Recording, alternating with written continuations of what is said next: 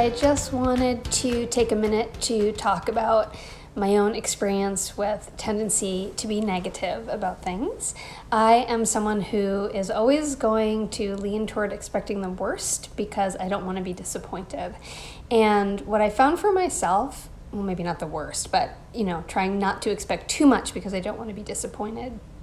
And what I found that's very helpful for me is before I try to stop the negativity is to just notice it and to watch my thoughts and to watch my words around those thoughts.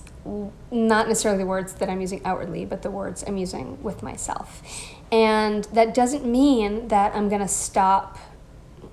Well, I'm going to become super Susie Sunshine. It's just not my nature.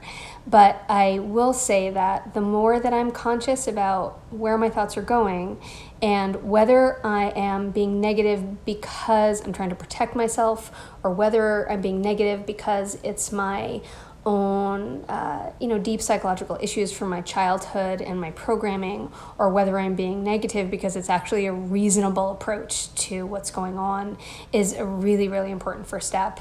Someone direct messaged me that they're in a very, very difficult position right now and situation with their family and an ex, and she's feeling that being positive about it isn't a possibility. And what I said was, that's fair. If you're in a situation that's really legitimately hard or painful, it's important to feel those things. And we're not saying just be positive about everything. What we're saying is to watch your own reactions, because that's the only place that we do have control. We can't control what other people do. We can control how we respond to them.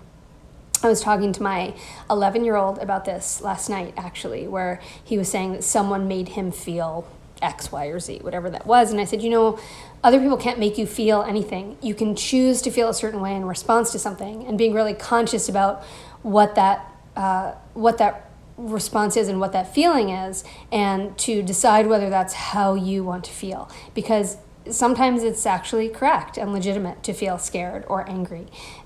We're not looking for, I'll speak for myself, I'm not looking for people to just, say, no, everything's fine when it isn't. But we can look at how we're responding and how it impacts us. So my continuing, my feeling anger towards someone for hurting me is legit, but my turning that in on myself in a way that harms me isn't gonna help matters at all. So just being conscious about what exactly it is that you're being negative about, and looking at why you're doing that, what is driving that, how it's serving you, I think can be really helpful. So I just wanted to hop on and talk a little bit about my experience with that, and I wish you guys luck with your challenge today. This is one of the hardest ones, I think.